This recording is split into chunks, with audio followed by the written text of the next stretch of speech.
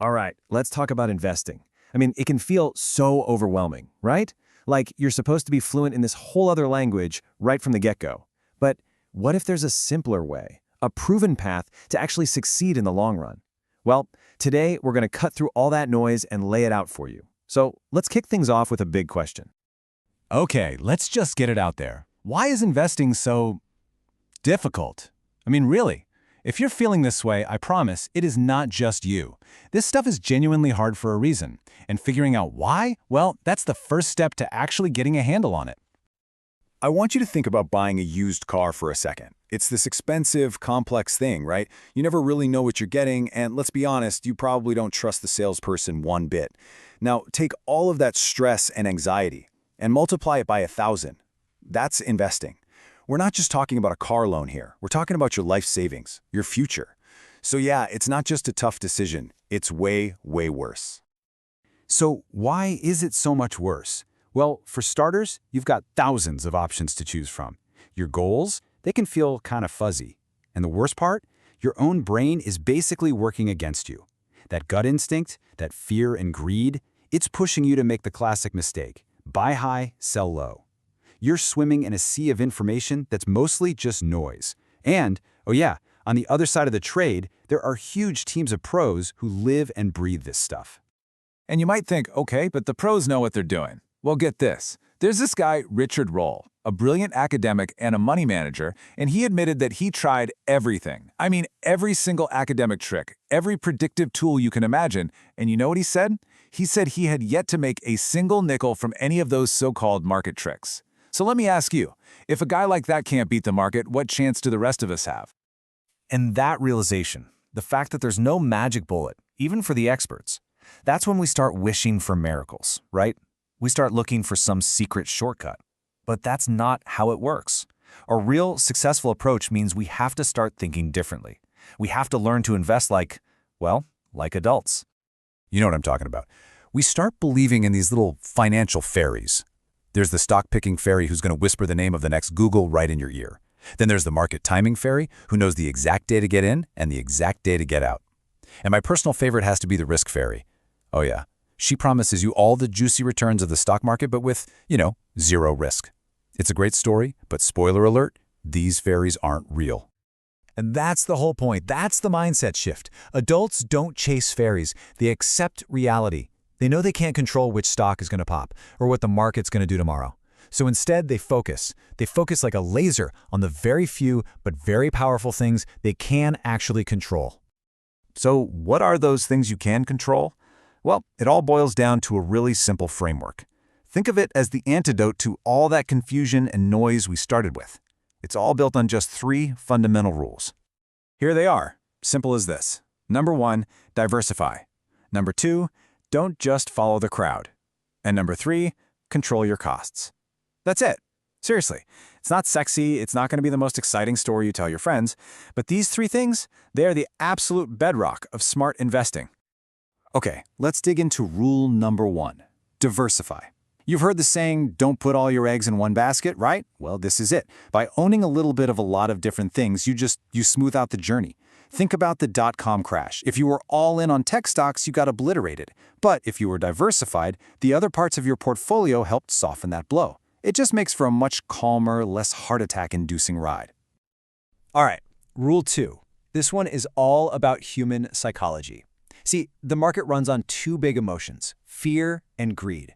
When everyone is totally euphoric, jumping in feet first, that's usually the peak. And when everyone is panicking, selling everything they own, well, that's usually the bottom. If you just follow the herd, you're almost guaranteed to buy high and sell low. It's the exact opposite of the goal. And now for rule 3. And listen, this might be the most boring, but it's arguably the most critical. We're talking about fees, costs. Look, you have 0 control over what the market does next year. None. But you have total control over how much you're paying in fees. And trust me, those little percentages that seem so small, over time they have a huge, even devastating impact on your money. Okay, let's make this real. A typical mutual fund, one where some manager is trying to be that stock-picking fairy we talked about, might charge you something like 2% a year. 2%. It sounds tiny, right? But now, look at this. A simple, passive index fund, one that just buys the whole market and calls it a day, can cost less than 0.1%. That difference, that almost 2% difference, it's not just a small deduction, it's a monster. It compounds against you year after year, potentially eating up hundreds of thousands of dollars of your returns over your lifetime. It's a massive, controllable leak in your financial boat. So here's the catch, and it's a big one. The strategy itself is simple, but doing it, that's not easy. It's exactly like trying to lose weight. We all know the secret, right? Eat less, move more. Simple. But actually doing it day in and day out takes incredible discipline. It's the same thing here. Sticking to these 3 rules, especially when the market is going haywire and everyone is freaking out, that's the hard part. But hey, don't just take my word for it. This isn't just some nice theory. We have more than 100 years of financial history to back this up.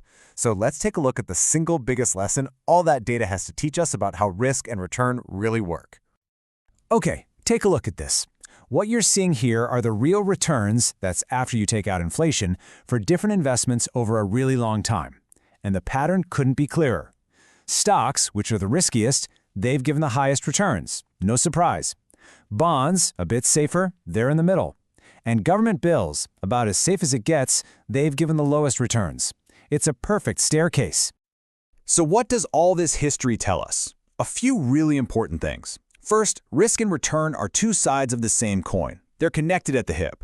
You just don't get higher returns without taking on more risk. Second, yeah, stocks can be a wild ride in the short term. No doubt about it. But, and this is a big but, over the long haul, all those crazy swings tend to smooth out, leaving you with returns that have been surprisingly stable and, more importantly, positive.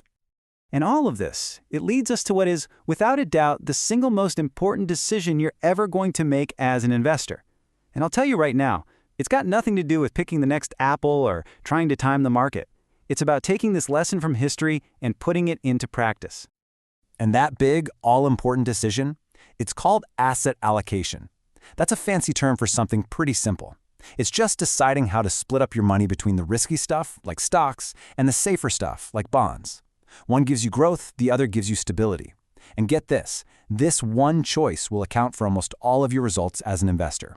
It's that important. So, how do you do it? How do you decide? Now, look, everyone's different. But a really great starting point, a simple rule of thumb, is this. Take the number 100 and subtract your age. Whatever number you get, that's a pretty good starting percentage to have in stocks. The logic is simple. As you get older, you have less time to bounce back from a big market drop. So you slowly, gradually shift more of your money into safer things. It's simple. And most importantly, it's something you control. So, let's wrap it all up with this. You can't control the market. Not tomorrow, not next month, not next year. That's out of your hands. But you have 100% absolute control over your own rules. You control your diversification. You control how you react when the herd is panicking. And you control the fees you pay. So in a world that is just full of noise and distractions trying to pull you off course, the only question left is, what are you going to focus on?